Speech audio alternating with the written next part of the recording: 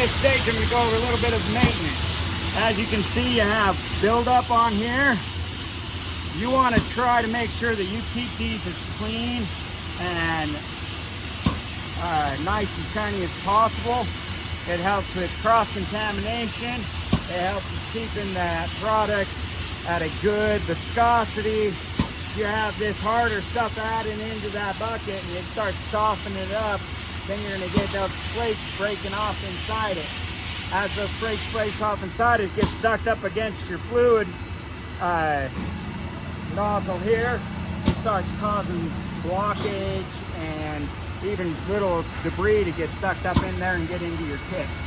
So you do want to try to keep your tubes and everything clean.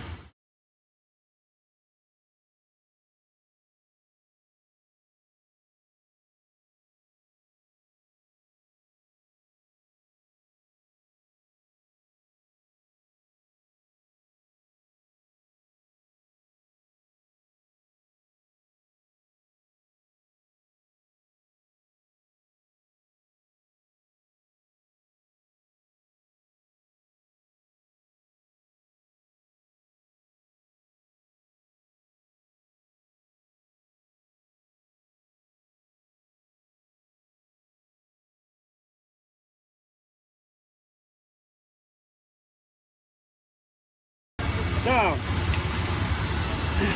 this typically only needs to be done once a week because usually it's maintained. Again, it's good to actually have a bucket underneath it. I usually have these yellow buckets. It's good to hang them right here. That way it drains off into them instead of onto anything below it. As you can see, I got some on the lid of this. Not very good. We'll take this off. Then you're going to pull this out. You're going to take all this and clean it up. Now, as you can see, this has a layer of solvent in it. You can usually release that solvent through here, but that hole is plugged.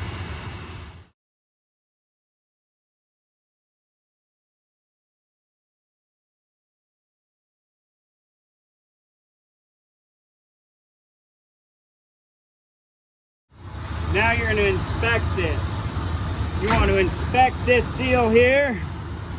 You want to see if there's any damage on it. Okay, you want to see if someone has taken picks or anything to this inner seal and see if it's been damaged.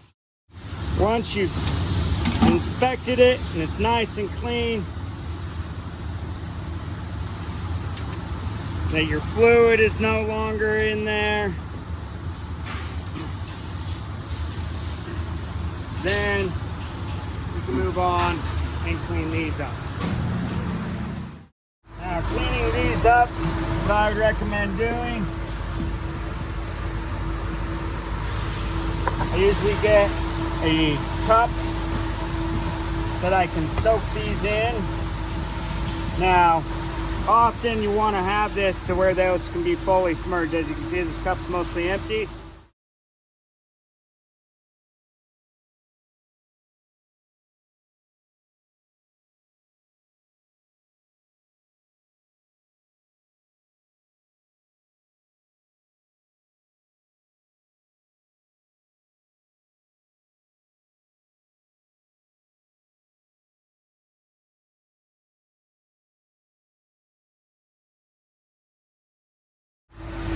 We have a 220 grit sandpaper. I usually like keeping one of these handy just for getting your paint debris along these edges. You don't need to dig in very much, just kind of loosen that up a little bit.